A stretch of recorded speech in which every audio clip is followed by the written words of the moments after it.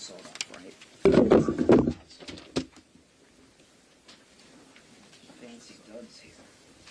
Is this the rifle? Is this the rifle? The butts. And that one?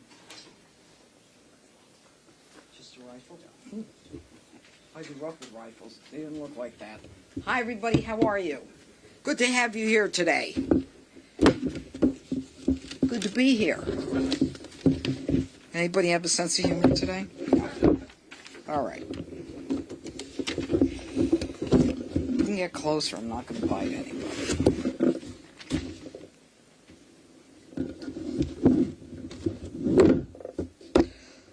1 year ago today, my office, along with the Washington field office of the FBI, began an investigation stemming from the sale of PCP and fentanyl in Knox Place, Anacostia. This investigation is the culmination of what we call a Title III wiretap. Last week, on August 21st, my office indicted 8 individuals for PCP and fentanyl trafficking as well as conspiracy. The individuals who've been indicted are the following. 2 are from California, 1 is from Baltimore, and 5 of them are from the D.C., Maryland, Virginia area. Now, this morning, in a very sophisticated and almost flawlessly run operation, the FBI Washington field office, along with my office, executed approximately 20 residential search warrants across D.C., Maryland, and Los Angeles. And I want to thank the Metropolitan Police and DEA for assisting us this morning in D.C., Maryland, and Los Angeles as well. Now, at present, there are 12 individuals who have been arrested. 7 of the 8 indicted individuals, there is still 1 fugitive on a sealed indictment.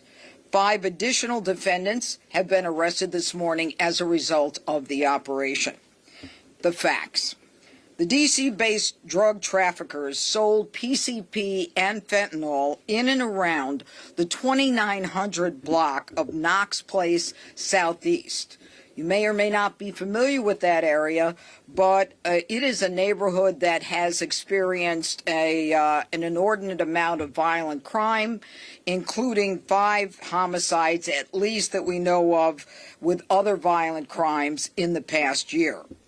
The D.C.-based narcotics traffickers sourced their narcotics through Baltimore, and there was a co-conspirator who in turn was importing narcotics from California.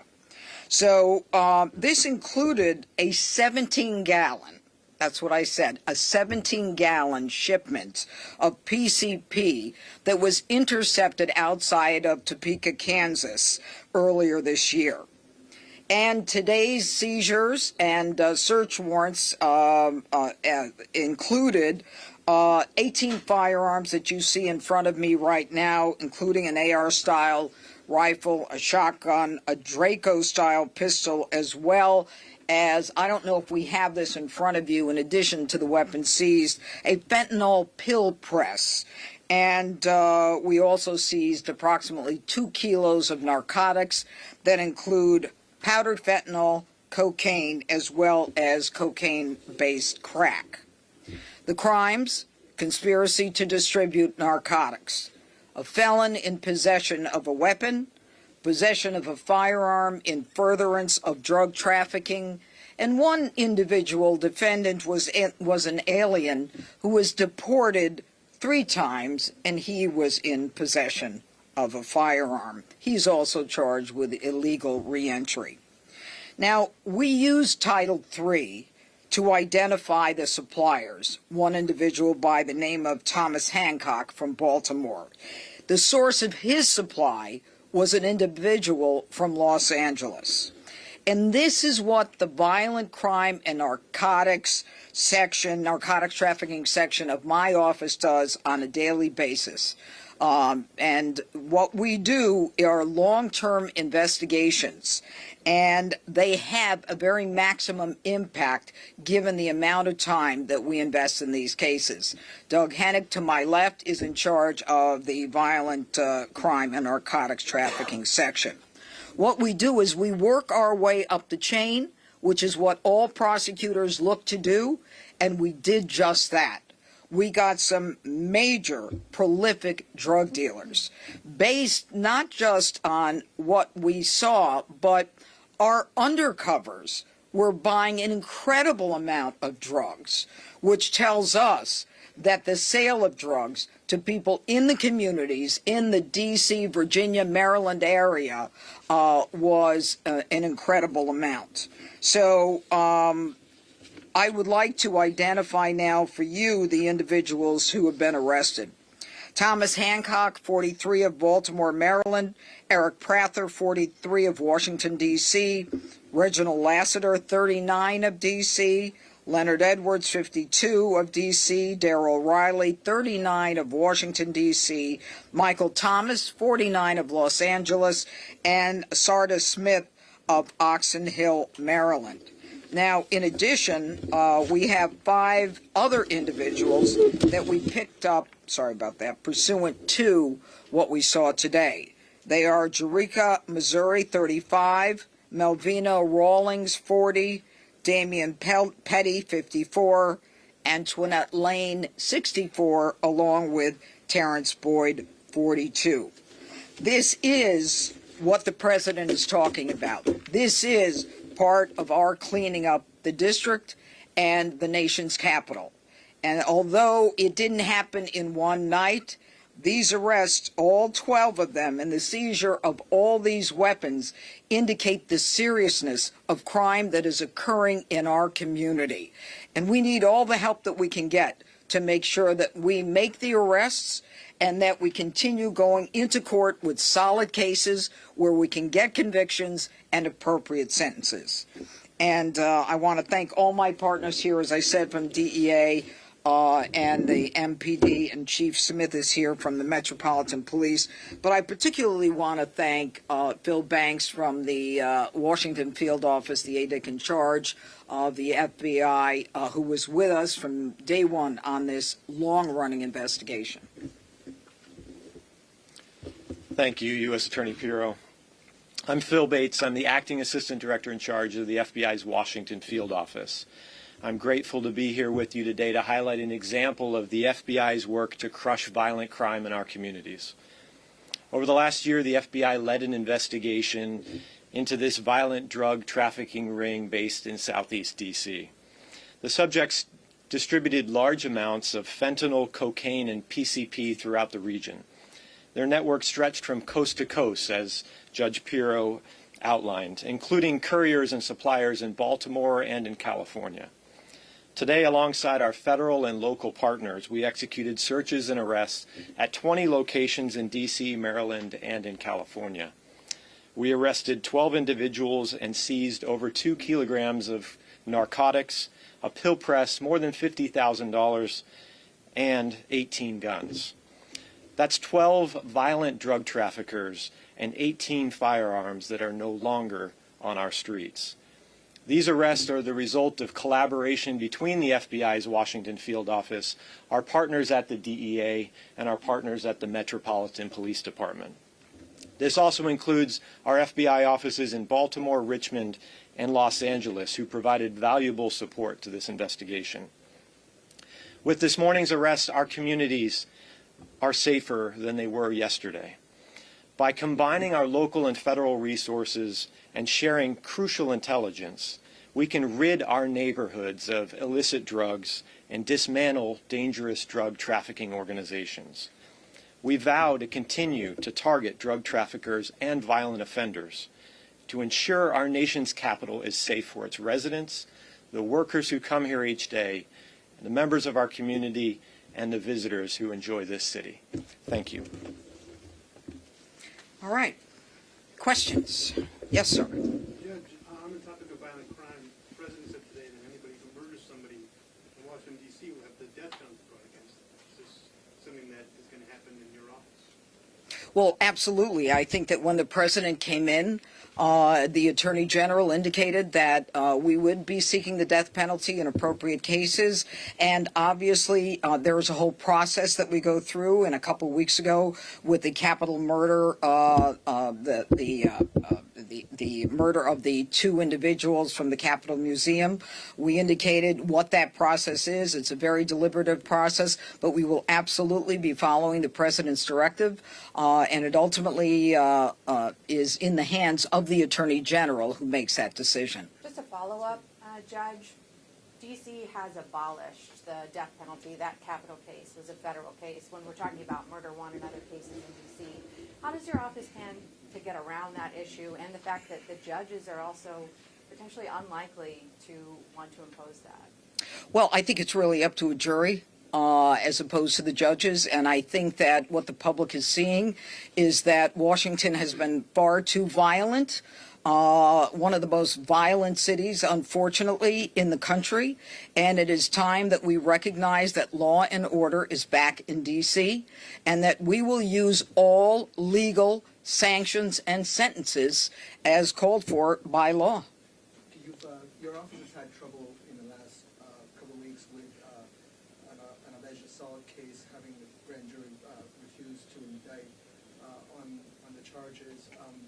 Does that give you any sense of how juries in this city are going to deal with the crackdown that you're doing? And also in reference to the president's announcement on death penalty, D.C. hasn't had a death penalty trial, I think, since 2003, and the jury rejected it. So how do you plan to deal with that aspect of your crackdown? Well, first of all, to answer your last question, we're going to follow the law, the deliberative process, present the evidence, recognize that the law does permit us to do this. Whether D.C. is inclined to do it or not, it's not a political issue.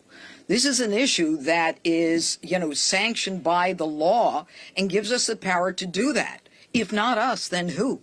And, as it relates to grand juries, the only thing that I can say is we are prosecutors. We are the tip of the spear.